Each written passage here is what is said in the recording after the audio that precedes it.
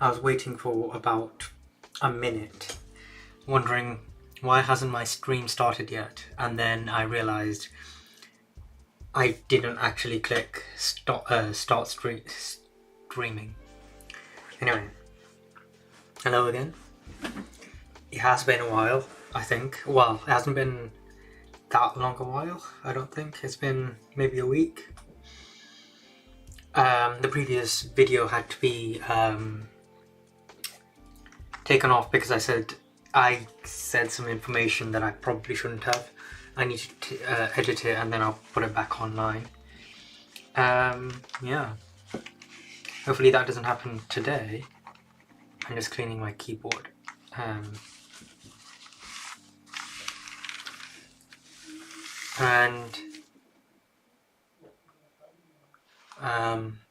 Right. Let's see. So, I'm lost as to what I should be doing. In terms of, I'm talking to various people at the university, staff and academics and counselling, and I've got them messaging back, and sometimes, in fact, all of today has been like, I've attempted to do a thing and nothing has worked out, or the thing that I'm trying to complete hasn't been completed. Example, I went to university today because I had a meeting planned, but the meeting got cancelled, so I had to turn back, and this one's gonna fall out.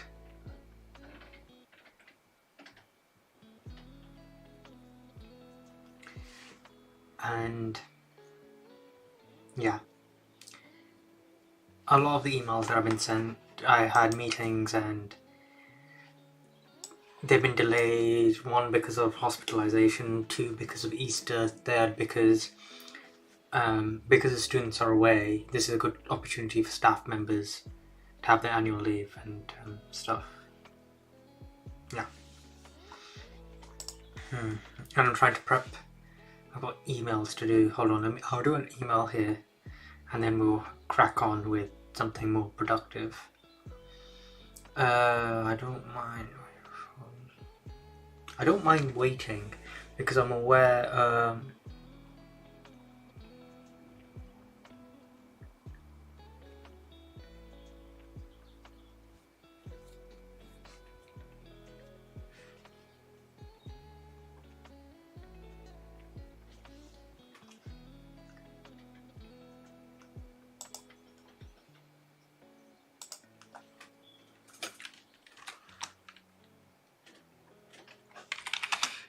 in communication,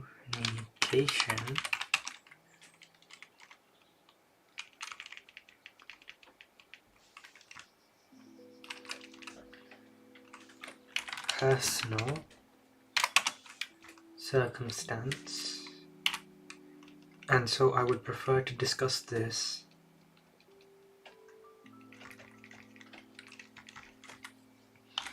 to keep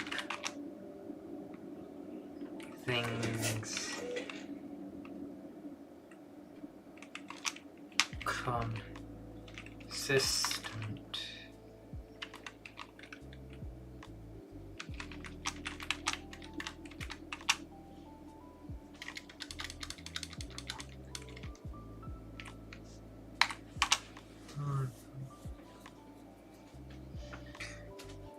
Dear, I don't mind waiting.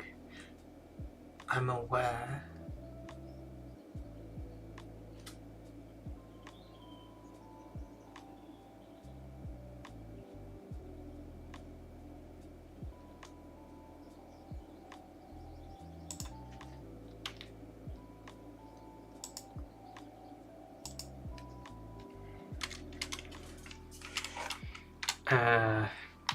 kind regards.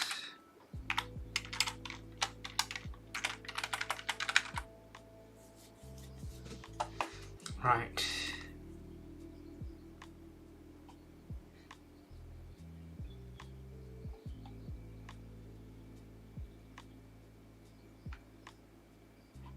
Who is this person?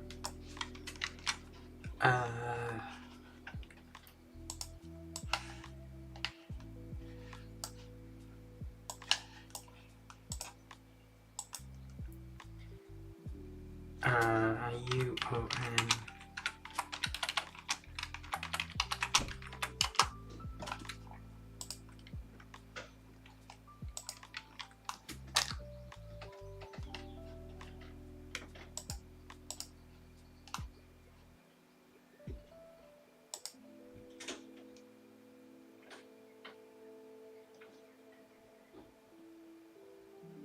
Wait. According to this, he should be in the humanities building, from what I'm aware. But this says the Trent building, and this says the physics building. And it's the same guy. He has many places he needs to be, clearly. Anyway,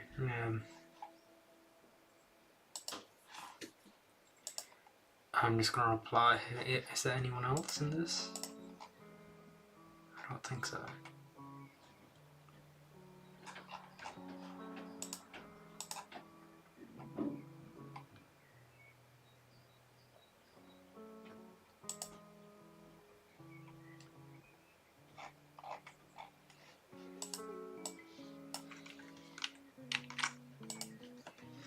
I don't mind waiting because I'm aware.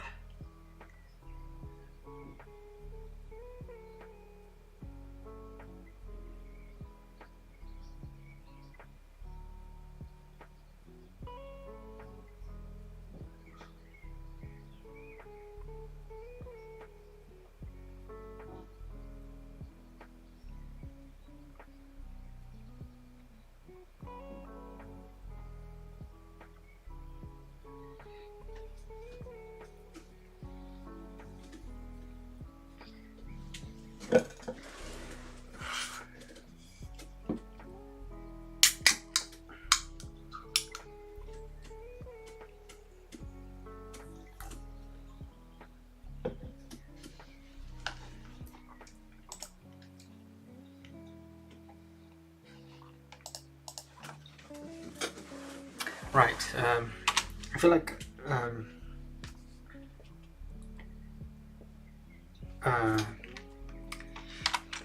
the meeting doesn't. I'll keep it short. If you don't know what to say, just keep it short. Let's see. Yeah, does this sound friendly enough? I don't know. It's a rejection, is what it is. My guy wants to have a meeting, and I'm like, nah. I'll talk to you. How does this sound? It sounds neutral. Okay, that's good. I want to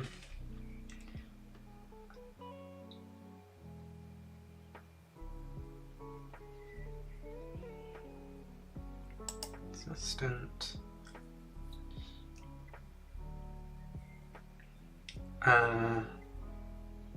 Right. Keep things consistent.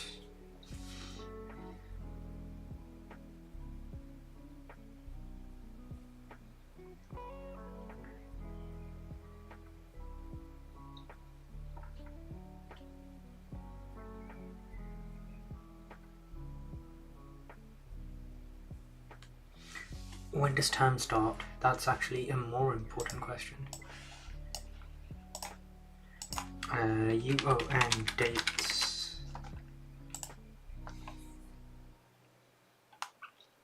Easter.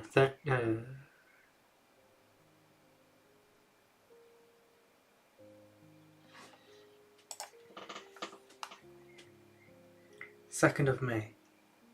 So next week. Right. I don't mind waiting. So I would prefer to discuss this. To keep things consistent. Yeah, I'm okay with that.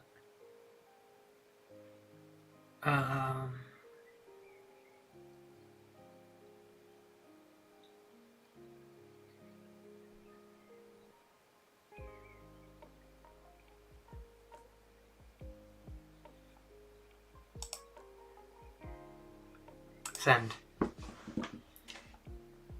Okay, done. Next. Hope you're having a restful Easter break. Just a quick note to say that the sample paper for the exam is now available on Moodle. Please have a look over it and prepare some notes in advance for the seminar as a reminder of you in Carl's Monday seminar.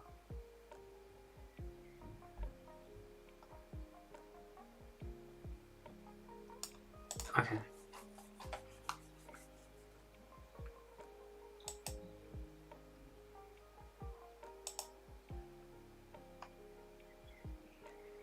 Okay, let's go.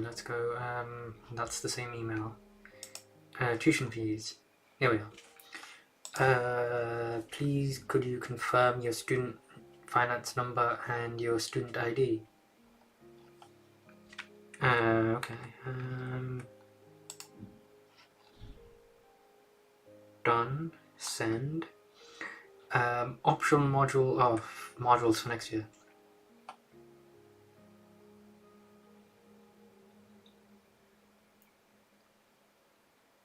Wait, what? You'll be able to choose your optional modules for the next academic year from 11:30 a.m. on Tuesday, the 3rd of May, and I've got until the end of the following week. Oh my god, that's not what I wanted to hear. Right, okay, we move. Dear Gapri, thank you for providing evidence regarding your coursework. I'm gonna reply to this tomorrow. Oh, should I say I need more time to consider this? No, I'll wait. Dear Gapri, you have been take-home exam. Okay, moving on.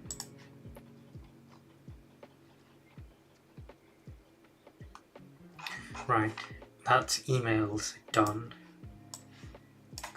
Getting rid of this. Right. Oh, I was supposed to phone my doctor's.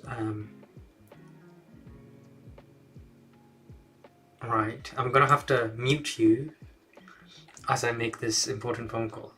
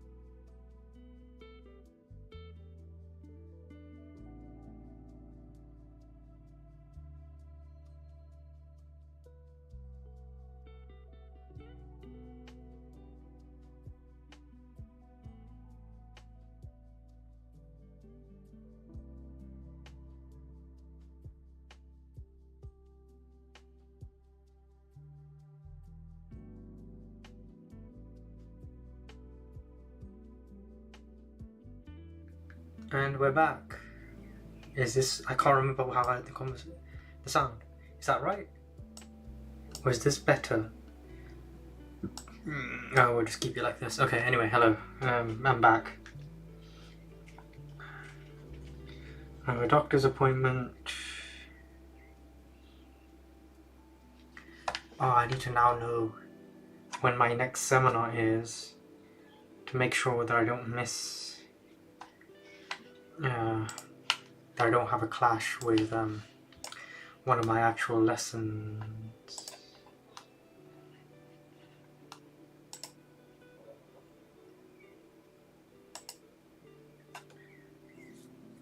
I do not. How fantastic.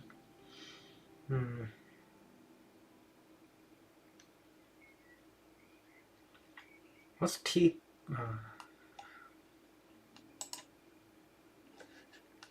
One moment.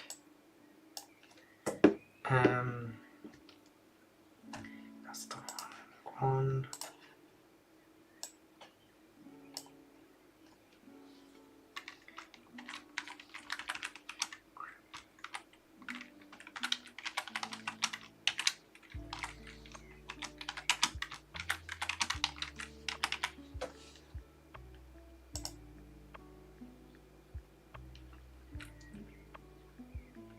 Okay, done that. What is this? What is this?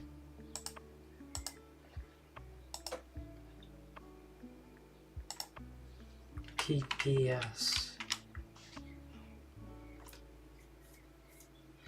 Nothing. Is it on my other email address? TPS. Nothing. What if I type in Trent?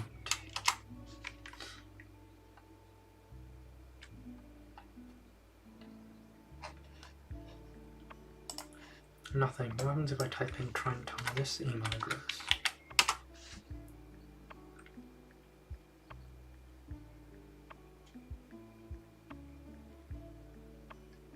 I think that's...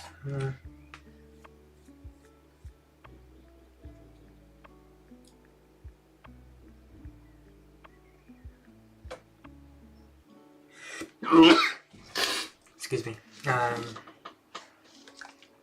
What is this place called?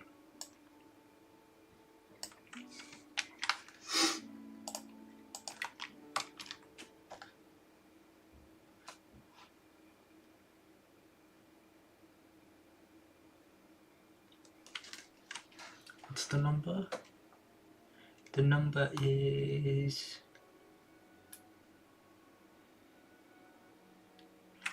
896. It's closed. Or if I zoom in and hopefully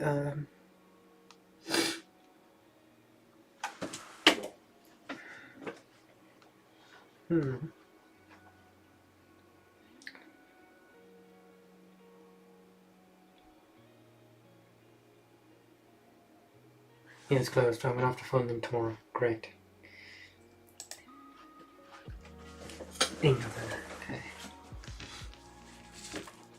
Another freaking errand. Okay. Trent. PTS. 9th May.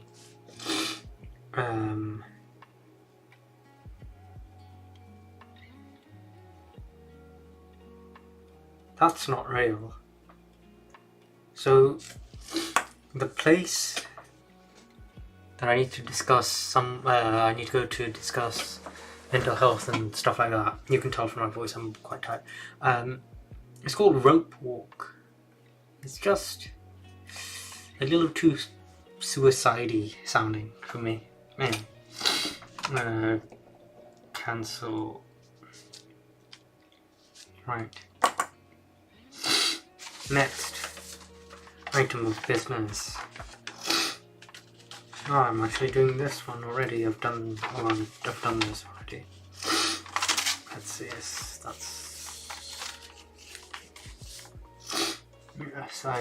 That's a victory. I'm already on that. Yes, victory. What's this?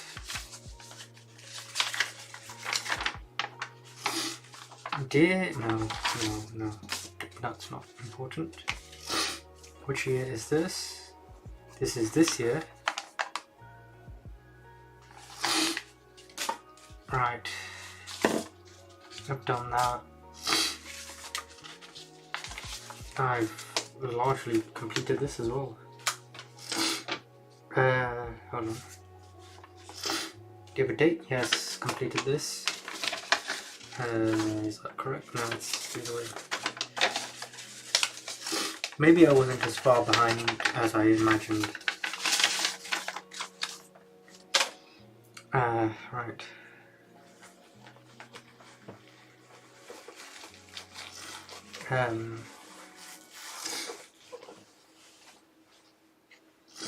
One moment.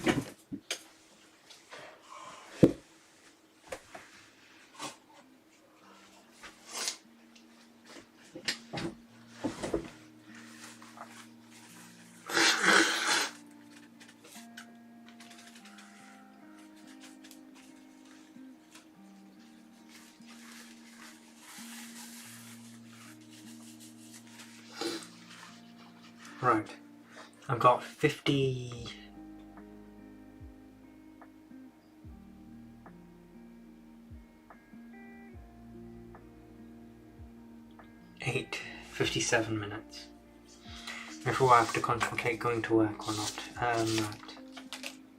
Right. This is also unnecessary. I need to do, hold on. I haven't typed anything into my app today. Rice Krispies, small banana. What else did I have? Oh yes, I had a cheese string. I think I had 2 cheese strings. Anyway.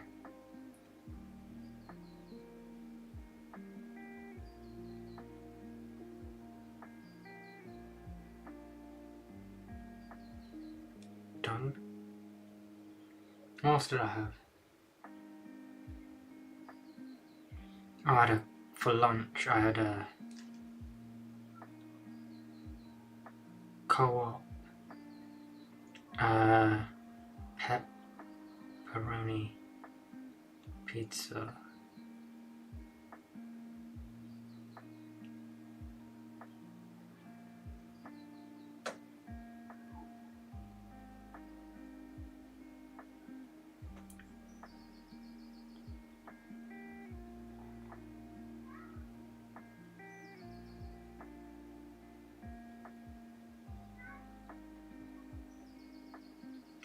What else did I have? Oh yes, I've had a Red Bull.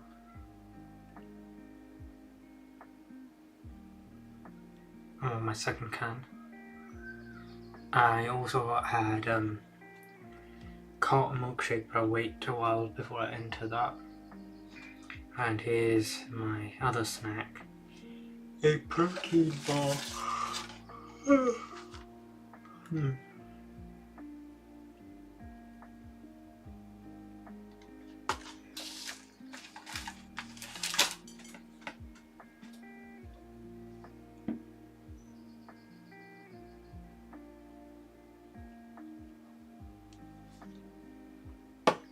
I'm telling you now, I'm not getting under 300 calories. I mean 3,000 calories. I'm not getting over 3,000 calories.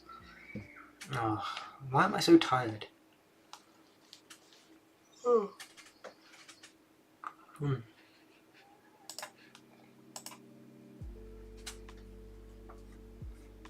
Right, I've got Latin to do, I've got Greek to do, and I've got the Roman world to do.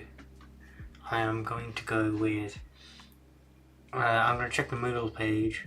We'll take a look at the Roman world because it comes across as a little bit simpler, because it's just one very short, well not very short, but it's going to be read something, then it'll be watch a lecture, and then it'll be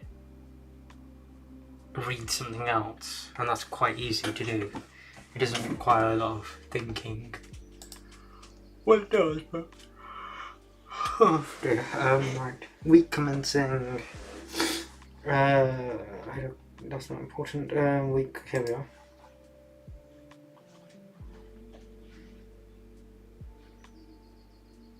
Let's have a look at the sample exam paper.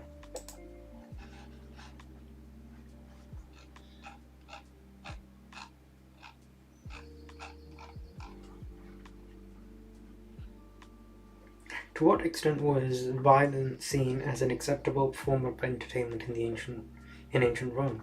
How important was violence to the rise of Christianity in Rome? Discuss the role of violence in the foundation of the myth of Rome. Discuss the role of battle narratives in ancient historiography. What is the relationship between violence and imperial power? Discuss the relationship to at least two different emperors. I'm just going to talk about the myth of Rome. It's easier. That is 16 marks. What's the first bit? Choose one goblet and comment on its content, context, and significance. Word limit is 1,800 to 2,200 words. Right.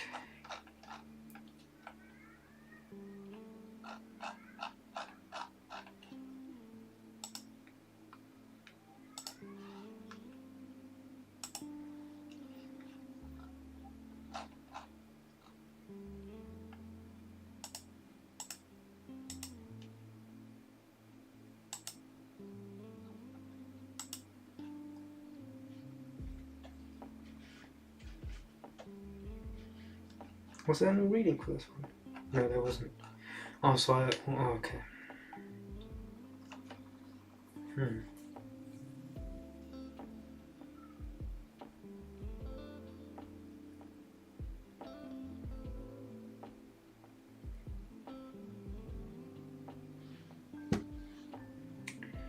I need to get on with this. Right.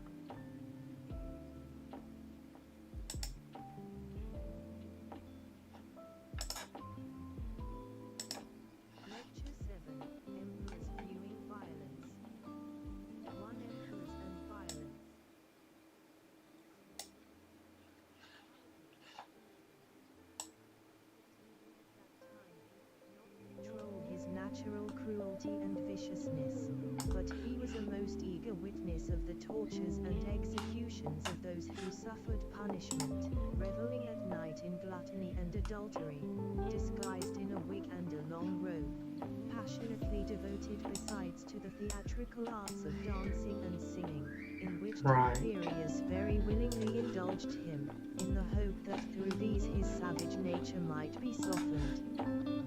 This last was so clearly evident to the shrewd old man that he used to say now and then that to allow Gaius to live would prove the ruin of himself and of all men, and that he was rearing a viper for the Roman people and a Phaethon for the world. B. Suet.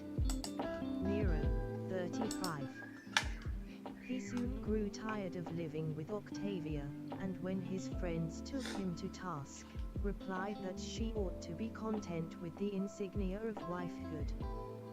Presently, after several vain attempts to strangle her, he divorced her on the ground of barrenness, and when the people took it ill and openly reproached him, he banished her besides, and finally he had her put to death on a charge of adultery that was so shameless and unfounded, that when all who were put to the torture maintained her innocence, he bribed his former preceptor Anicetus to make a pretended confession that he had violated her chastity by a stratagem. He dearly loved Poppaea, whom he married 12 days after his divorce from Octavia, yet he caused her death too by kicking her when she was pregnant and ill, because she had scolded him for coming home late from the races. See Tacitus, Ag. 45. Soon our hands led Helvidius to prison. The sight of Mauricus and Rusticus defiled us, and we were drenched in Senesio's innocent blood. Even Nero turned away his eyes and did not observe the crimes he ordered. It was an especial part of our misery under Domitian to see and be seen, when our sides were noted down, and when that savage red face, with which he protected himself from shame, was sufficient for observing the pallid faces of so many men. D. Historia Augusta, Commodus, the 1st of July 2010. However, teachers in all these studies profited him not in the least. Such is the power, either of natural character, or of the tutors maintained in a palace. For even from his earliest years he was base and dishonorable, and cruel and lewd, defiled of mouth, moreover, and debauched.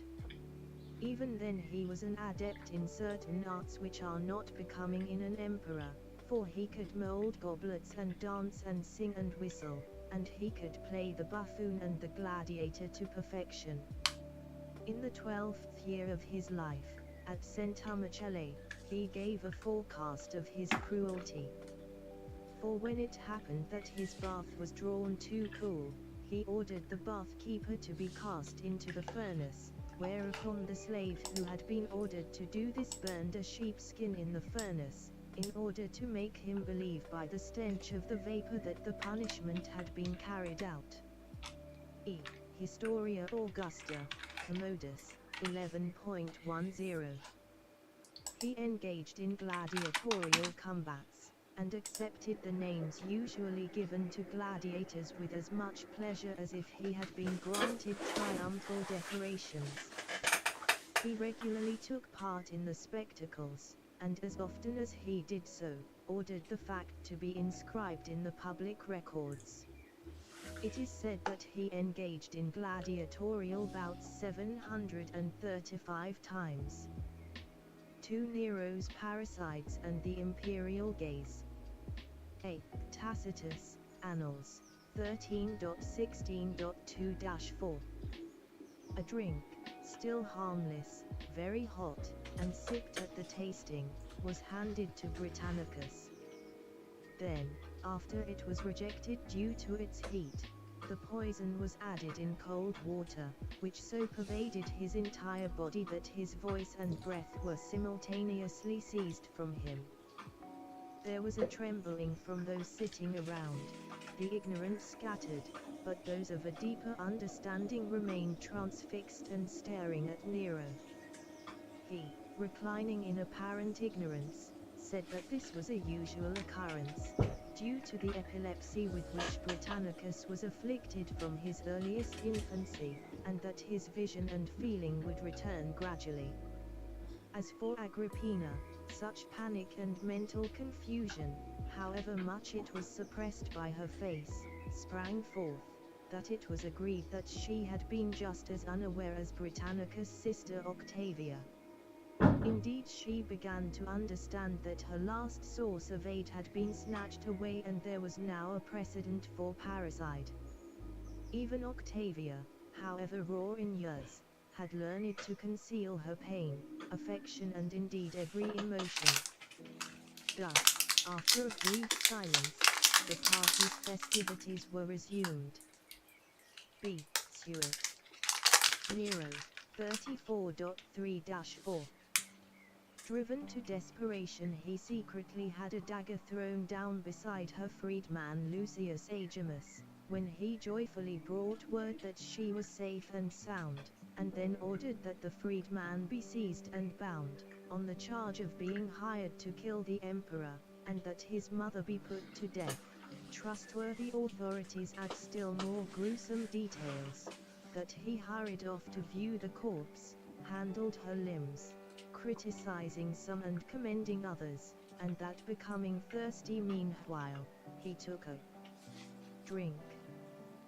3. The consumptive gaze. A.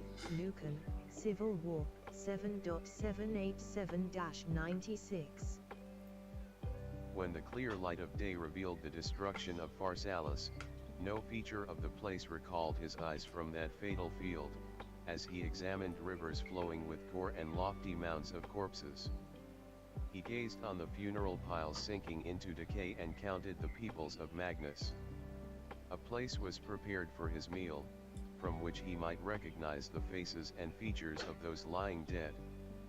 He rejoiced that he could not see the soil of Emathia, and the plain he cast his eyes over was hidden by slaughter.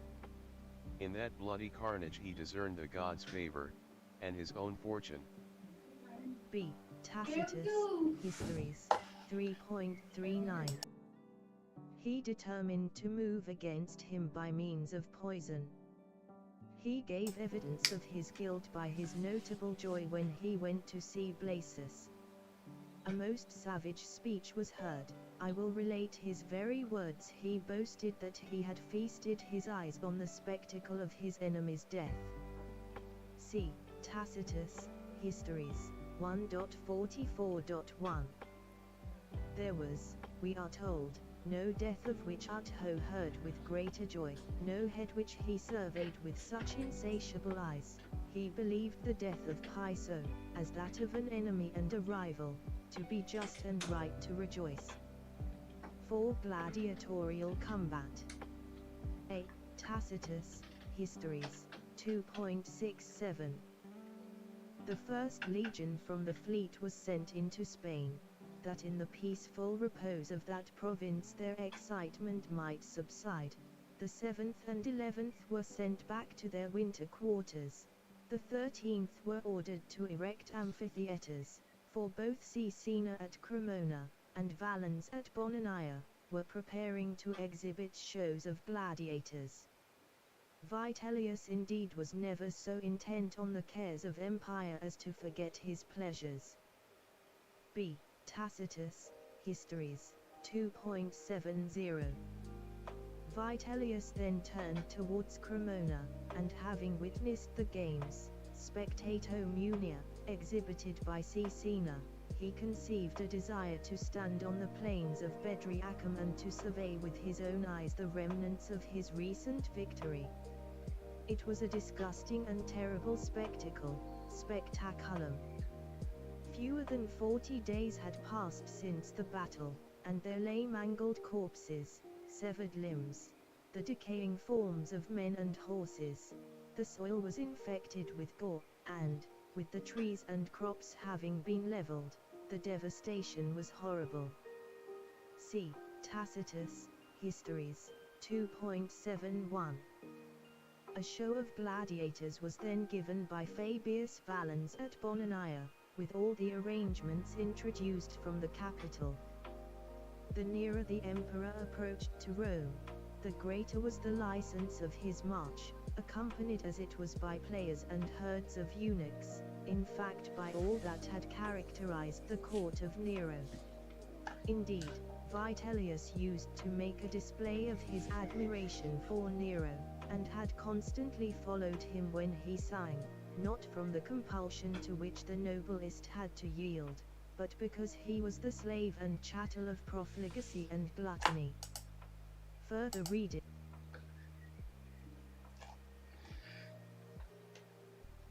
Alright.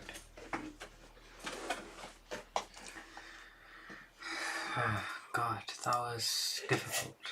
Painful, even.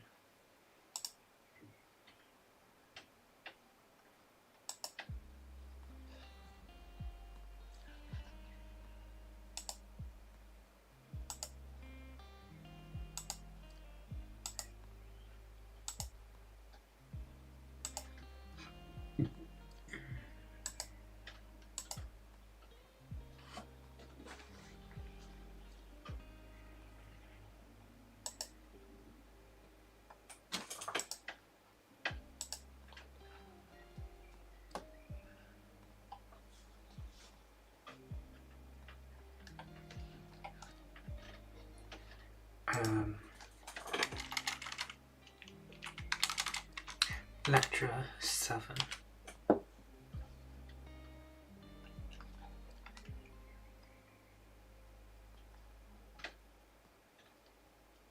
Wow, in this module, 1, 2, 3, 4, 5 lectures. So we missed 5 and 6. Okay. I feel like it must have been 7. Are we supposed to be on 8? What lecture are we supposed to be on? 10. No, we're not supposed to be on 10. It might have been 9, doesn't matter.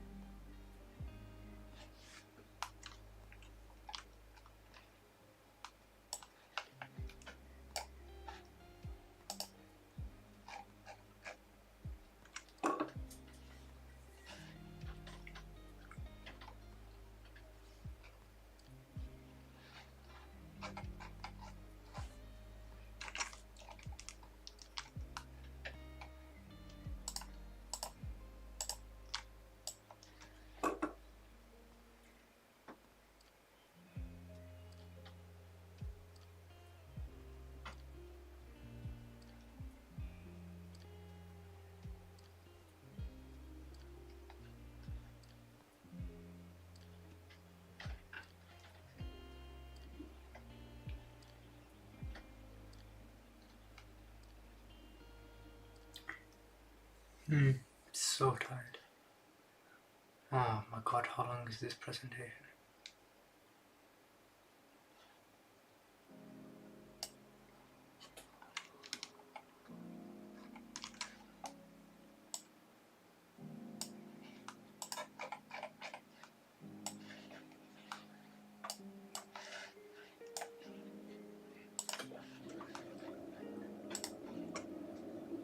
Alright. Lecture capture.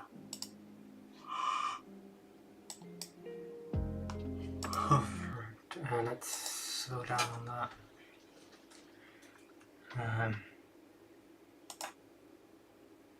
You should be able to hear this. I kind of wish I couldn't. Let's see, it's 6:23, and this is a 45-minute lecture. So what speed do I need to go at? 1.5.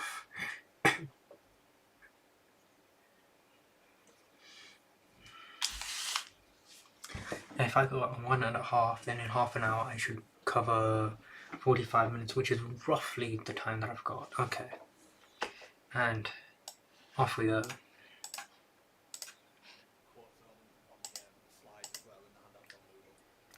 Right, let's get started then. Right, so this week we're thinking about emperors viewing violence. So we're kind of bridging between a few of the other lectures that we've done so far in this module. So we're going to be thinking about the role of violence in characterising Roman emperors in the ancient sources. And we're going to be building upon the discussions we had a couple of weeks ago about the emperor's gaze, when we talked about emperors in the arena in our seminar, and we talked about a couple of examples during the Civil War of AD 69, where emperors were kind of depicted viewing violence. And we thought a little bit at that time about how this characterised them, so that's going to be kind of our main focus today, building on that stuff. So how is violence and the viewing of violence used to explore imperial power in our ancient sources? So, we're going to begin with kind of a brief overview. I'm going to take you through a few different emperors who kind of characterised very frequently via reference to violence, just as a kind of introductory discussion. And then we're going to look at 3 different case studies where the viewing of violence specifically is used to characterise particular emperors. So we're going to be looking at Nero and his viewing of violence in the death of Britannicus and the death of his mother Agrippina. We're then going to return to this idea of the consumptive gaze that we introduced last week, and then we're going to end with a brief look at the role of gladiatorial games in surrounding the viewing of violence by Vitellius in AD 69. So again, kind of building on stuff that we covered in the lecture a couple of weeks ago on Civil War. Okay, so if we think about emperors who are particularly associated with violence as a means of characterising them, then we can, there's all the standard ones. Caligula is one that jumps to mind straight away. He and then would be depicted by John Hurt in I, Claudius. So Caligula, all of our sources agree, he's eager to watch torture, executions, things like that. And his desire to view violence and enjoy watching the suffering of others is linked to his various other negative traits in his character. So when we read extracts from Suetonius' life of Caligula and sources like that, they make a big deal of his association with violence is part and parcel of him being a tyrannical emperor. It comes alongside gluttony, adultery, enthusiasm for the theatre. All this kind of stuff is seen as kind of part and parcel of the same thing. So here we've got an extract from Suetonius' Life of Caligula, chapter 11. So we're told that even from the very beginning of his reign, he could not control his natural cruelty and viciousness, and he was a most eager witness of the tortures and executions of those who suffered punishment. So getting back to when we looked at that Agricola passage, and Tacitus tells us that Domitian was the only emperor who watched the suffering of the Egyptians. It's not true, is it? Because admittedly, every bad emperor who inflicts violence upon his subjects tends to watch it as well, so that's what we're going to be exploring today. So, he watches the executions of those who suffered, he revels at night in gluttony and adultery, disguised in a wig and a long robe, passionately devoted to the theatrical arts of singing and dancing, etc., etc. Right, so hopefully you can see here how violence isn't used as a technique. Right. Emperors who are violent and also emperors who engage in all sorts of other types of debauchery. The other classic example of the tyrannical emperor who engages in violence frequently is Nero, of course. We could pick out any number of examples from the reign of Nero. So his first wife Octavia, he attempts to strangle her and then later has her assassinated. He famously kills his second wife Poppaea by kicking her to death while she's pregnant with their unborn child. Many family members and advisors, his mother, Seneca, Burrus, all members of his kind of inner circle are put to death, including his stepbrother Britannicus and his mother Agrippina, both of whom we're going to talk about in more detail when we get to the case study section of this lecture. But again, as with Caligula, Nero is characterised not just as someone who is violent, but the violence is part of a broader character that comes along with gluttony and theatrical nature, and so on. So here we have, again, just one of hundreds of examples we could have picked from Suetonius and Dio and Tacitus on Nero, but this is chapter 35 of Suetonius' Life of Nero, and we're told that he grew tired of living with his first wife Octavia, and after several vain attempts to strangle her, he divorced her on the grounds of barrenness, and when the people took ill at that and openly reproached him, he banished her, and then finally put her to death on the charge of adultery. Then when we get to Poppaea, he married her 12 days after his divorce from Octavia, and yet caused her death too by kicking her when she was pregnant and ill, and because she had scolded him for coming home late from the races. So you see here again, he's coming home late from the races, and that results in violence against Poppaea. So there's a link between kind of this excessive enthusiasm for entertainment and for kind of luxury for leisure time, and a tendency towards violence. They're part of the same thing. Okay, so we talked a little bit about Domitian before, and Domitian is another emperor, perhaps less famous than Nero and Caligula, but one who is again characterised by reference to his proclivity for inflicting violence, but also for watching violence, and his desire to watch the punishments that he inflicts upon his subjects.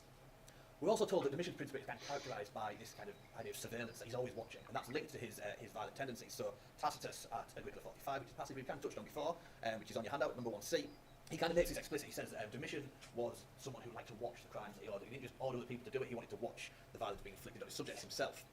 And we see this at chapter 5 of the Agricola, when we're told that even Nero, the worst of the emperors, he turned away his eyes and did not observe the crimes he ordered, but Domitian did. Under Domitian, it was a part of our misery to see and be seen. And so here again, we've got this idea of surveillance as part of this characterisation of emperors by violence. So Domitian doesn't just watch violence; he watches his subjects kind of trying to seek out signs that they are towing the line. If he notes down, we're told he notes down their size and protects himself from shame with his savage red face. So when people look at him, they can't tell what he is, what he's thinking. So this is something we talked about before. Right? We talked about this in the seminar a while ago, and I think I might even have talked about this in a lecture as well. So should all be pretty familiar with this passage. So what I'll say now is remember this passage, because when we get later in the lecture, when we return to some other emperors and their the links between violence and surveillance, this passage is going to be quite important, and especially if we remember that Domitian is the emperor when Tacitus and Suetonius and Pliny and those guys are all writing, or at least part of it, or at least during the early part of their career. We might be able to see the influence of the historical Domitian upon the literary creations of people like Tacitus. So when Tacitus depicts earlier emperors engaged in this kind of brutal surveillance and particularly enjoying watching violence, perhaps we can maybe see the influence of his experiences under Domitian that he describes in this passage here. Okay, so who else in terms of Roman emperors is characterised by reference to violence? Well, the other big one, I suppose, is Commodus. So Commodus is particularly characterised by reference to the gladiatorial games, and this will be important to remember that it's linked to the gladiatorial games, because that's going to come up again when we get to the case studies. So Commodus, as we saw in our seminar on gladiatorial games, Commodus takes it even further and partakes in the games himself. So he's not content with just watching, he has to be a participant. And again, we have this link between violence and theatricality and an interest in kind of the lower forms of entertainment, the lower forms of leisure, things like the gladiatorial arena, the chariot racing, the theatre.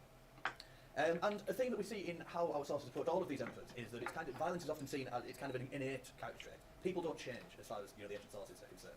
It's not like they become more violent, or for the most part they don't. They already have these tendencies that are innate part of their character, and they gradually become revealed. So that's something to bear in mind as well as we go through this material, because some of the examples might veer away from that, but for the most part we see the violent tendencies of emperors are kind of there right from the beginning. So Commodus famously demands that the guy who runs his baths is brutally murdered when Commodus is 12 but he doesn't do the bath right. It's kind of like this idea that from the very earliest ages he's a brutal tyrant. So I've got a couple of examples from the Historia Augusta on Commodus here. So in this first passage, this is the story when he was 12 years old, he ordered the bathkeeper to be cast into the furnace, whereupon the slave would be in order to do this, burn a sheet in the furnace in order to make him believe by the stench of the vapour that punishment was being carried out. So here, Commodus is pissed off with the guy who runs his bath. He's ordered someone else to, kill him in the most brutal way. And this guy has decided, I'm not going to kill the guy who runs his bath. That's a bit extreme. He throws a sheet in the fire instead. Because really what Commodus is interested in is the stench of the vapour. And so again, we've got this idea that the senses are really important in eliciting that sense of disgust from the reader. This passage is given its effect from the fact that we are kind of encouraged to imagine the smell of burning flesh as Commodus has ordered this guy to be burned alive. Of course, it's not actually about people who is being burned alive. But as far as Commodus is concerned, it elicits disgust on part of the reader. So, important the senses there again, something we touched on in previous lectures. And again, gladiatorial combat, we're told in book 11, chapter 11.10, that Commodus engaged in gladiatorial combat and accepted the names usually given to gladiators with as much pleasure as if he had been granted triumphal decorations. So again, this contrast between what an emperor should be doing and these kind of more base forms of entertainment. And he ordered his victories in the gladiatorial games, we entered into public records, and he said he engaged in gladiatorial about 735 times. All stuff that emperors should not be doing. So a tendency towards violence outside of the arena is often linked with an excessive fondness for violence in the arena. So that's something we've seen before, and we'll see it again and again throughout this lecture how the inability to distinguish between violence in the arena and violence outside the arena is one of the major markers of tyranny in a lot of sources. So that's just been a very quick run through some famous examples of emperors being characterized with reference to violence. But what we're going to be talking about in the main part of this lecture is the specific act of viewing, looking at violence and how that is used to really make these emperors seem as bad as possible. So we've talked, as I said before, about the senses and the sense of vision being quite evocative in the anytime there's reference to vision, we're encouraged to look alongside the emperor and we react to the sight in a very different way. So that's what we're going to be focusing on in the main part of this lecture. I just wanted to kind of flag up these few tendencies. So first of all, this is a literary trope, this linking of violence with other kind of moral defects. So kind of bear that in mind. Violence linked with gluttony, with excessive interest in the games, and with other kind of low forms of entertainment, because those themes will come up again and again as we explore some of our case studies. Okay, so first case study we're going to be looking at involves Nero, and I apologise for the images that could be haunting your nightmares now. This is the statue of Nero being made to look realistic. It's terrible. So we're going to be thinking about how Nero observes the crimes he orders. So remember, Tacitus tells us that Nero turned away his eyes. He didn't observe the crimes he ordered. That was unique to Domitian. And we're going to see in this section how that's not the case, right? Nero loved watching violence. He loved, and he is characterised by Tacitus among others as being particularly fascinated with viewing acts of violence that most people would find disgusting, right? And so we're going to be looking at this in two examples. First of all, we'll be thinking about the death of Britannicus and how that whole scene kind of evokes this culture of surveillance that we saw in Domitian. And then we're going to move on to the death of Agrippina and how the aftermath of Agrippina's death is made all of the more disturbing by Nero's reaction to it and how he's kind of fascinated with viewing the corpse. So first of all, let's begin by thinking about the death of Britannicus. So Britannicus, of course, hopefully you're all familiar with Britannicus. He is the son of Claudius and Messalina. So Messalina being Claudius' third wife. So he is the stepbrother of Nero because Nero is the son of Agrippina, the fourth wife of Claudius. So he's a potential challenger to the throne, basically. He's the key thing to remember about Britannicus because he is the natural son of Claudius. Nero is only adopted by Claudius. And so this means Nero is quite keen to get rid of him. And he is poisoned by Nero in AD 55 when he's only 13 years old. Because he poses a threat to Nero's rule. If you've got this young kid who's liked by everyone, who is the natural son of the previous emperor, it's not a good idea to let him get to maturity as far as Nero is concerned, because he might challenge Nero. He might make out that Nero kind of has usurped his position as emperor. So Tacitus tells us the story of how Nero ends up killing Britannicus, and he kills Britannicus by poison, and he does it in a very public way at a dinner party. And the reason he does it publicly at a dinner party is because he's kind of using the death of Britannicus not just to bump off a political rival, but to provide him with an opportunity to observe everyone else's reactions to Britannicus' death. So a little bit like how Domitian observed all of his subjects in the Senate House to kind of gauge their reaction and ensure that they were towing the line and following the script. Nero's doing the same thing here. Right? He's creating a situation that he's in control of, that he can make sure he can watch everyone's reactions and make sure they react in the right way. Because this is kind of one of the key characteristics of the early principles is simulation. In order to survive, you have to mask your emotions and mask your reactions to events like the murder of one of the princes of the imperial family and pretend that you're okay with that. So this is Tacitus' account of the poisoning. So this is book 13 of the Annals. We're told that a drink, still harmless, very hot, and sipped at the tasting, was handed to Britannicus. Now, having been handed an unpoisoned drink that was very hot, Britannicus rejects it due to its heat, and the poison was added in cold water, which was then added to the drink. The poison so pervaded his entire body that his voice and breath were simultaneously seized from it.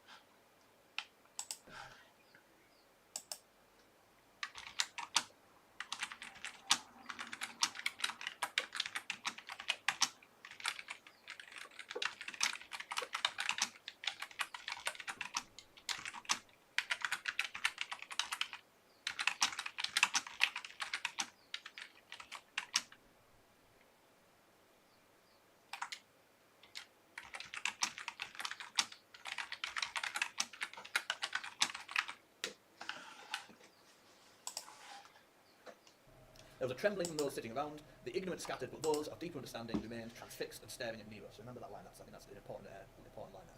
So Nero, reclining in apparent ignorance, said that this happened all the time. This was a usual occurrence due to the epilepsy with which Britannicus was afflicted from his earliest infancy, and that his vision and feeling would return gradually. As for Agrippina, the mother of Nero, such panic of mental confusion, however much it was suppressed by her face, sprang forth that it was agreed that she had been just as unaware as Britannicus' sister Octavia. Indeed, she began to understand that her last source of aid had been snatched away, and there was now a precedent for parricide. So at this point, Nero's already starting to think about getting rid of Agrippina, and she's just kind of sealed her fate, because she has been unable to hide the fact that she disapproves, she's shocked and disapproves of this, and she's made it public knowledge that she's recognised that Nero's poisoned Britannicus. And because she's acknowledged that in public by her facial expressions, Nero decides she has to go. And then we're told that even Octavia, the sister of Britannicus, so the person who should be the most shocked and the most emotionally affected by this terrible scene, she, despite being very young, had learned to conceal her pain, affection, and indeed every emotion, because this was the only way to survive under the Principate, basically. If she had let on that she knew that Nero had poisoned her brother, then she would seal her fate as well. But because she is able to hide her reaction, she survives. So, really kind of dense and interesting passage here. So, what we've got at work here is this kind of reciprocal imperial gaze that we talked about before, this idea that whenever you're in the presence of the Emperor's looking at you and you're looking back at him. And the Emperor is looking at you trying to discern what it is you're thinking. Because if he thinks you're thinking the wrong thing, then, he's going to end up having to act on that. You as a subject of the Emperor are looking back at him, trying to work out what's he thinking, what's he trying, what's he want me to do, what do you want me to say, what do you want me to think, how should I react to this scene that he's very clearly stage managed. So all of the people at the dinner, or most of the people at the dinner, so remember some of them, just think, oh no, what's going on, and run away. But those who understand, those of a deep understanding, remain transfixed and staring at Nero. So they know that Nero, something's going on here. We need to look at Nero and work out what he wants us to do. They realise that Britannicus has been poisoned and that Nero is responsible for it. But they also know that Nero doesn't want them to react in that way, and he's actually keeping an eye on them, watching to make sure that if anyone does acknowledge it publicly that they think that Britannicus has been poisoned, Nero will, they'll suffer for that. So there's definitely a sense of how, in interactions with the Emperor, particularly interactions that are characterised by violence, there is a sense that you need to follow the script that the Emperor sets. So if you think back to that seminar where we discussed Nero going around bugging people, and there was the Senator Julius Montanus who hit him back and then apologised and was put to death, not because he'd hit Nero, but because he hit Nero and then acknowledged that he knew it was the Emperor he was hitting. Remember that? Yeah, remember that passage? Same kind of thing happening here, right? You've got to, in your violent interactions with the Emperor, you have to follow the script. You have to make sure that you are reacting in the way that the Emperor wants. And so there's quite a lot in this passage, but for now I'll leave it at that. What I really wanted to stress here is that this is a passage written by Tacitus. Right? Tacitus had previously written the Agricola, where he described a very similar scene in the Senate House under Domitian. So I think we can kind of maybe make connections here and see how this idea of this reciprocal imperial gaze in which violence is committed and then the faces of the subjects are observed by the Emperor is something that Tacitus had direct experience of. So that's the death of Britannicus, and here we've got an illustration. I found online that I couldn't find a source for it. I just thought this is quite a nice illustration of this whole paradigm. And here we've got Agrippina supposedly wide-eyed and shocked, while these two, one of whom is presumably Octavia, are sitting there calm because they know that's how you've got to react, even though one of these is the sister of Britannicus. So it's this, the fact that Nero sees Agrippina like this that seals her fate. So speaking of Agrippina and her fate being sealed, let's think now about Nero's various attempts to bump her off. So hopefully we'll all be familiar with the fact that Nero killed his mother Agrippina. AD 59 is when he finally decides, right, she needs bumping off, and what we get is a kind of Wile E. Coyote kind of narrative where he tries all sorts of different ways of killing her, and she's constantly escaping. So he tries to poison her, but she's one step ahead of him and has already been taking an antidote for the poison for weeks, and so built up immunity. He then tries to rig the ceiling of her bedroom to fall on her and crush her in her sleep, but she's again one step ahead and has changed room and kind of like piled the pillows up under her covers so it looks like she's asleep and sleeping somewhere else. Then he tries to build a collapsible boat so that when she's sailing, so he invites her to dinner and he said, well, come sail across the bay on this boat that I'll send for you. The idea being that the boat is going to collapse at sea. But then Agrippina swims ashore and escapes, and so then he has people who were manning the boat try and kill her at the shore when she's kind of washing up on the shore after escaping the boat, and her friend, who was also on the boat with her, kind of comes out to sea thinking, I need to be saved, how am I going to get saved? Well, I'll claim I'm Agrippina. And so she comes out of the water saying, I'm Agrippina, and gets killed, and so then the soldiers think, oh, we killed Agrippina, and Agrippina escapes again. So it's kind of, lots of attempts to bump off Agrippina, and eventually, after all of this, he decides he's going to go old school and just send someone to stab her. So he sends one of his soldiers to stab Agrippina in at a house, and there's a famous line that she knows what's happening, and she says to the soldier, stand me here in my room where Nero came from. But what we're concerned with today is not necessarily the act of Agrippina, the moment of Agrippina's death, that moment of violence itself, but Nero's reaction afterwards. Right? So we already know that Nero is a pretty terrible guy, so we don't expect him to react in the way that most people would react to their mother being killed. Nevertheless, his reaction is quite specifically disturbing, and there's a lot of various implications that are there alongside Nero's viewing of the corpse. So he makes a point of viewing the corpse. Right? It's not enough that she's been killed. He wants to inspect the corpse, probably because she escaped so many times previously. So he wants to make sure the deed has been done. And then we get this really kind of weird description of him kind of prodding and poking the corpse of Agrippina. And there's all sorts of implications of incest, necrophilia. It's kind of quite sexualized at times.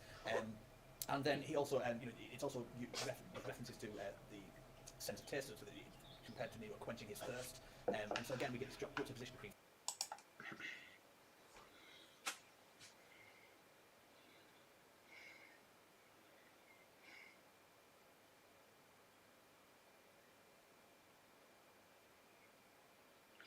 Waiting for it to load. Just a little bit.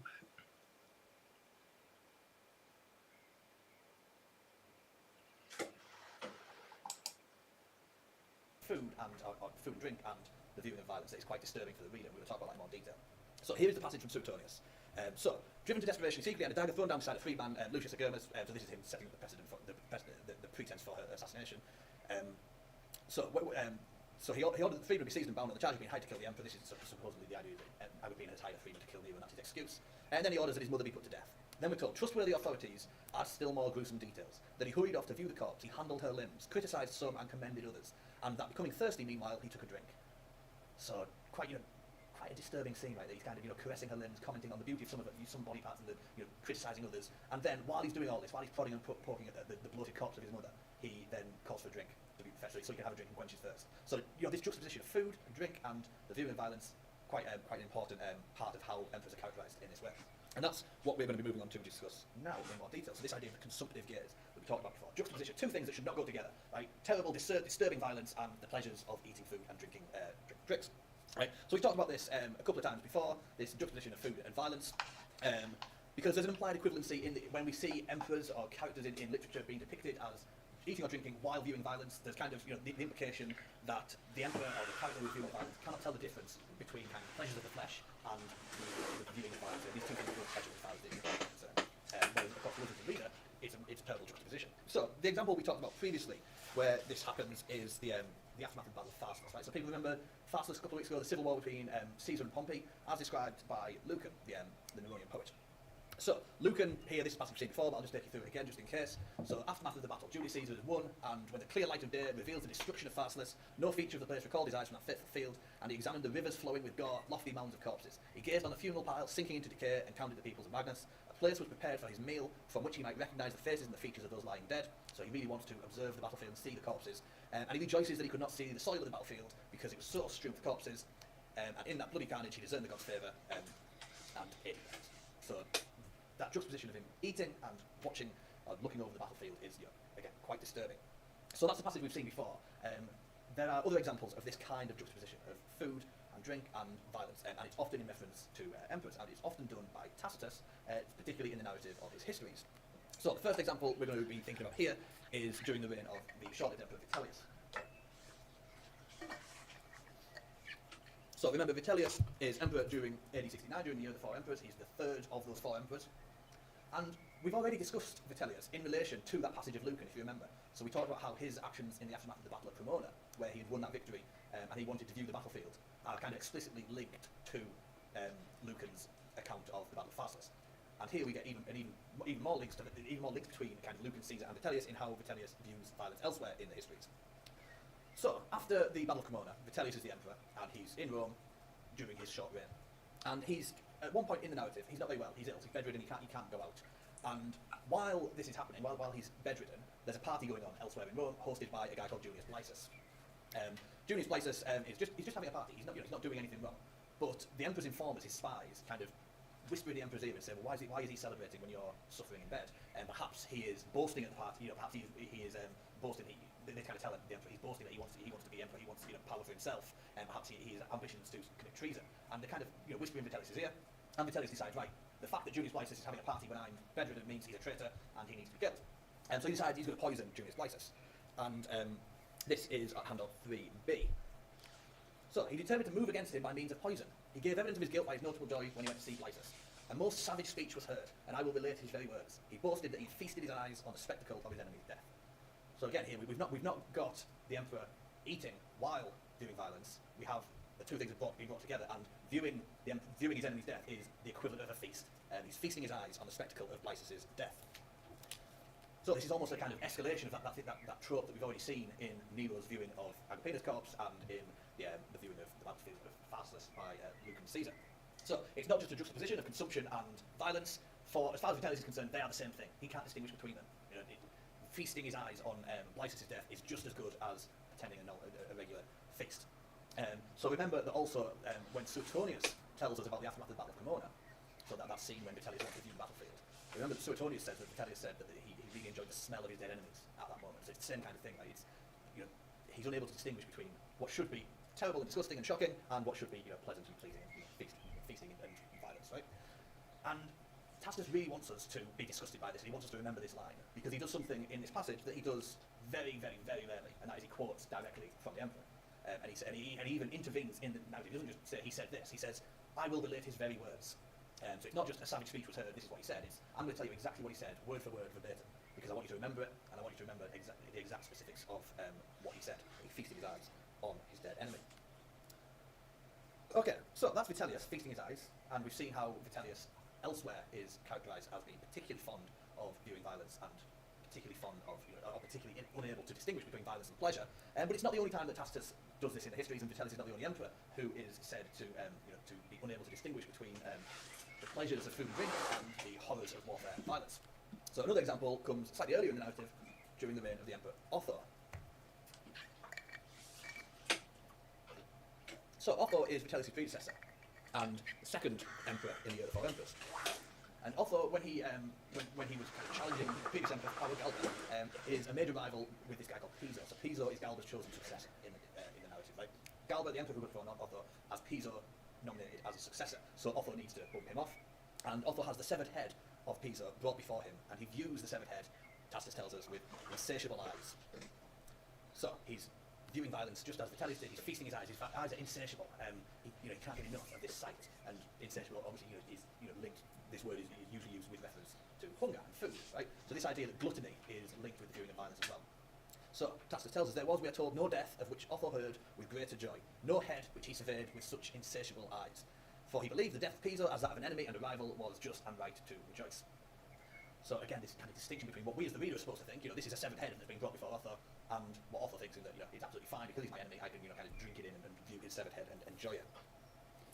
So consumptive gaze, a particular feature, I think, of Tacitus' narrative in the histories. It crops up elsewhere, but I think it's particularly prevalent in Tacitus' histories, and it is linked to this idea that we saw last week, also in Tacitus' histories, of civil war corrupting individuals. So remember I said that for most emperors, when they're characterised by reference to violence, they are always, they're innately violent. They've been like this their whole life. That they're violent from the beginning.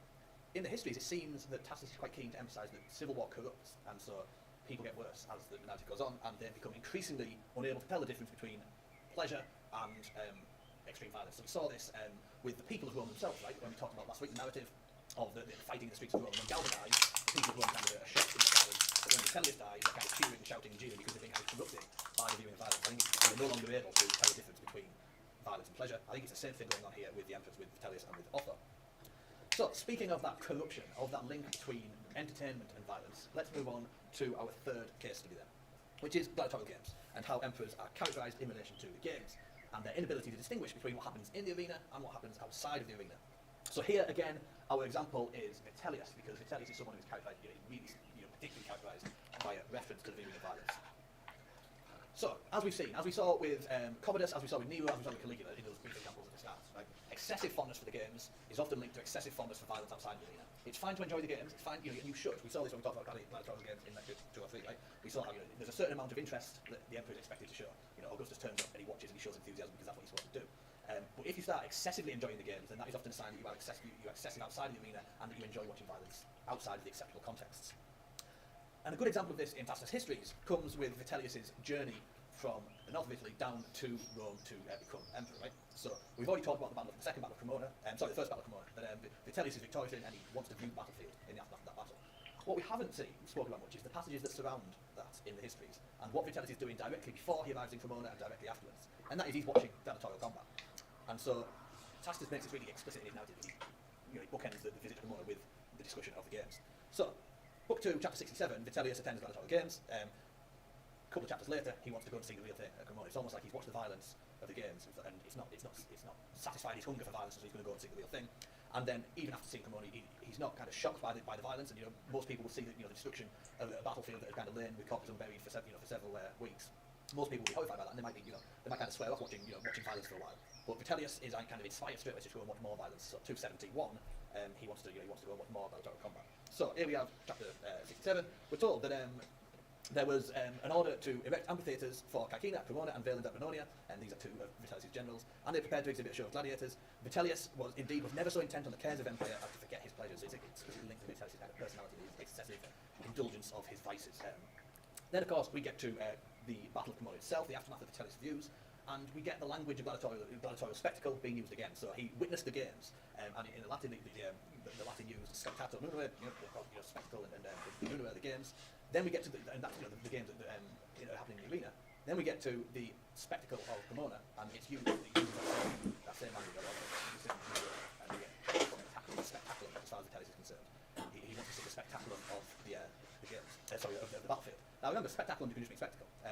But I think the fact that he's just been in a couple of chapters before, been at gladiatorial games, and then the gladiatorial games are referenced again at the beginning of this passage, the use of spectaculum just a couple of lines later is almost, it's almost explicitly gladiatorial. Right? We're supposed to think that Vitellius is looking at this as if it was entertainment in the arena. Then, having seen the destruction of Cremona, he carries on down to Pannonia, and a show of gladiators was then given by famous Valens. And then we're told that Vitellius used to make a display of his admiration for Nero, and he constantly followed him around when he sang. So Vitellius is linked with Nero here. Because he was a slave and chattel to of profligacy and gluttony. So again, Vitellius is linked with this, he's shown to be unable to distinguish between his pleasures and the terrible violence that he is witnessing during this civil war. And he's explicitly linked with Nero, who we've already seen is characterised elsewhere in exactly the same way, as unable to distinguish between kind of shocking, disgusting violence and the pleasures of the flesh. So, quite clear links there, I think, between the emperors, and hopefully you can see how the viewing of violence is kind of, really important, and this engagement of the sense of sight is really important to making these emperors seem particularly kind of terrible and immoral. And of course, all of this reference to gladiatorial combat and the viewing of death as entertainment is foreshadowing Vitellius' own death at the end of that civil war that we looked at a couple of weeks ago, when he is dragged through the streets of Rome, and we're told how the populace cheered and shouted as if they were at a gladiatorial show. So it's all of this kind of foreshadowing, because Vitellius at this point can't distinguish between entertainment in the arena and shocking, terrible violence outside the arena, because he's been corrupted by the violence of civil war. By the end of his reign, the people of Rome themselves have been corrupted in the same way, and so we're kind of getting that foreshadowing here, this inability to distinguish between warfare, violence, and entertainment. Okay, so I think I've talked through all of that. So yeah, this is kind of basically what I've just been saying. But the key thing to remember here is that the engagement of the sense of sight means that we view all this stuff alongside Vitellius, and there's a juxtaposition between what Vitellius sees and what we see. Because Vitellius sees something that is entertaining and pleasurable, we see something that is disgusting and terrible, in Tacitus' words. And we're supposed to compare ourselves with Vitellius, and that leaves Vitellius wanting. Okay, so just to sum up what we've covered in this session then. So, viewing of violence is consistently applied to bad emperors in our sources, right? And it's often linked with other negative character traits, so debauchery, gluttony, theatricality, effeminacy, all this kind of stuff. And there's often a link between the senses and this idea of consumption, so food and drink and so on, and the consuming of violence. So it's a comparison of kind of the mundane with the shocking and terrible. We, as an audience of these authors, are able to tell the difference. The characters themselves can't, and that condemns them, because we find them to be so wanting in terms of morality. Okay, so we'll leave things there for today. Next time, we have one more lecture left, the first week back after Easter, when we will be thinking about violence and early Christianity, and how martyr acts and narratives of Christian persecution use depictions of violence in a very particular way. So, if anyone wants to do optional preparation for that, you can read some of Lactantius's On the Deaths of the Persecutors. Some of you will probably be familiar with that source if you're doing George's Christian Empire module, for example. But dip into that and see if you can come up with some examples of extreme violence, and think about what Lactantius is doing with depictions of extreme violence there. Next seminar will be, I think, that same week back. You'll have to double check timetable. Yes, it's that same week back, unless you're in the Monday group, in which case it's the following Monday because of the bank holiday. Well, the specific dates in the module booklet. That will be preparation for the exam. So I'll be uploading a sample exam paper to Moodle over the Easter break, and I'll ask you for that seminar, just kind of prepare that exam paper and come along with questions for that final seminar. Okay, I will see you after Easter then. Cheers guys, see you later.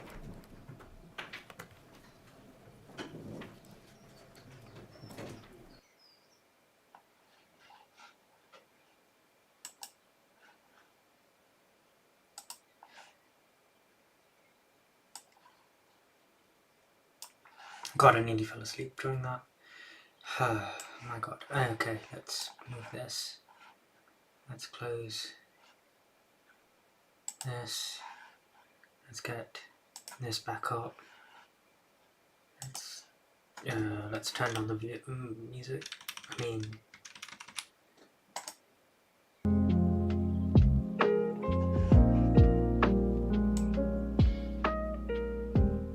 right, okay. I'm gonna turn that down a little bit more. Something like this. Right. Tired. I have to go to work. Really don't want to go to work. Do I want to go to work? I don't know if I even want. Maybe. I admit that wasn't the most. I wasn't paying attention enough, but the work had to be done. Tomorrow will be a day of Latin. I'll do my coursework tomorrow. I need to... God, I'm so lost. I've got so many things to do.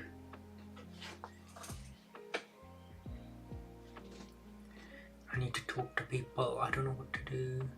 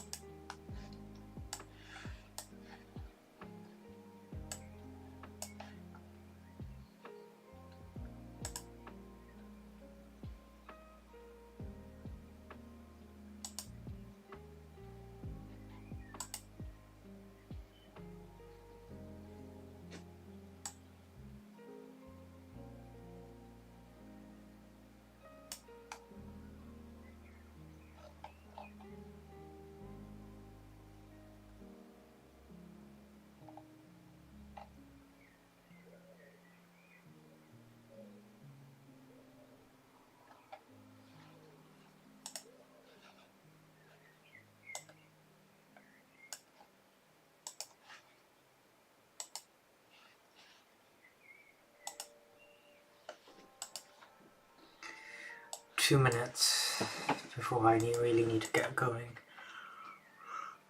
Right. Oh, fuck, okay. No amount of Red Bull could wake me up today. I don't know, how many hours do I think I slept?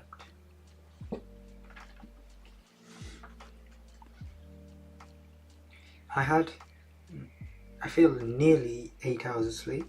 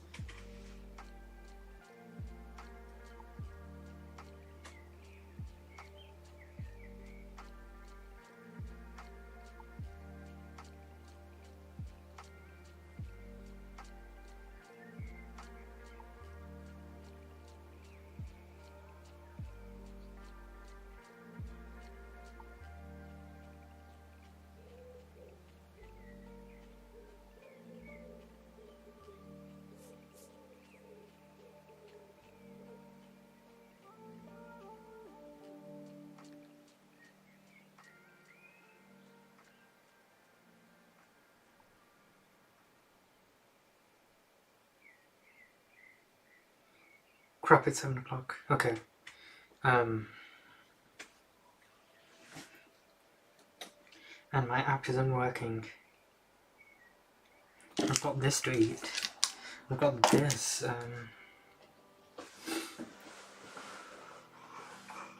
What?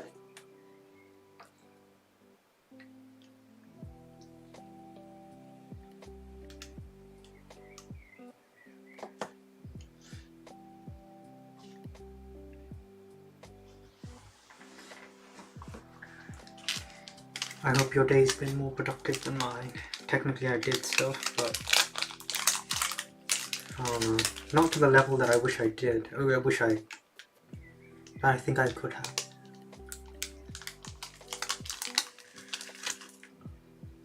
Oh, I got another email that I need to draft.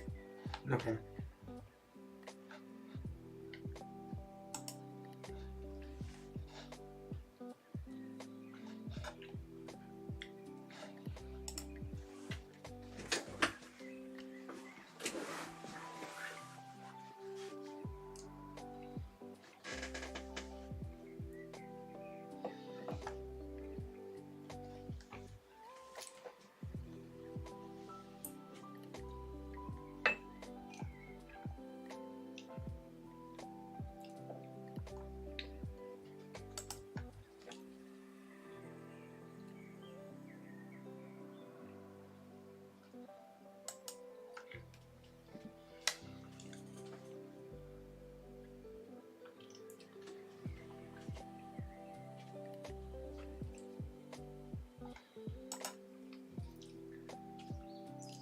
Since our last meeting,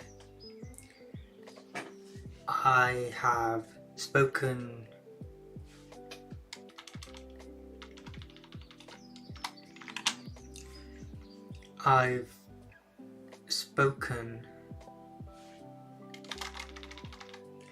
I've asked for an appointment from the University Counselling Service. I have also been in touch with the University financial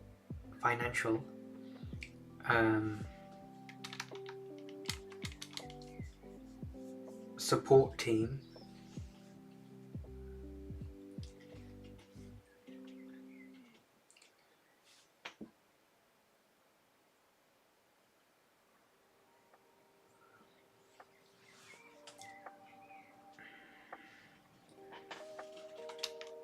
I have also messaged my friend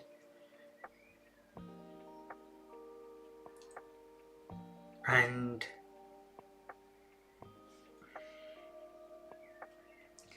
provided her with your email if she chooses to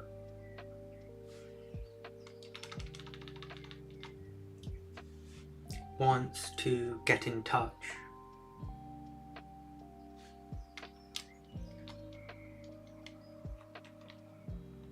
If she wants to get in touch with you,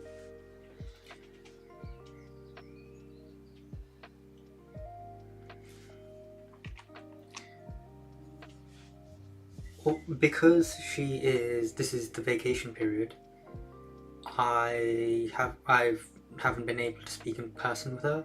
I think next week, when we might see each other face to face, I can talk a little bit more openly about what has been discussed, and I'll keep you updated.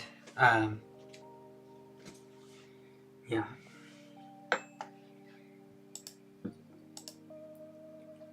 Okay, I'll keep that as a draft. Okay, time to get ready for work, no more procrastinating. Thank you for watching, I'll see you tomorrow. The problem with saying I'll see you tomorrow, it's like, it's a curse. It's like the fatal words, because whenever I say that, I don't actually see you guys for like days or weeks afterwards. But I'll try tomorrow. Thank you for watching, I'll see you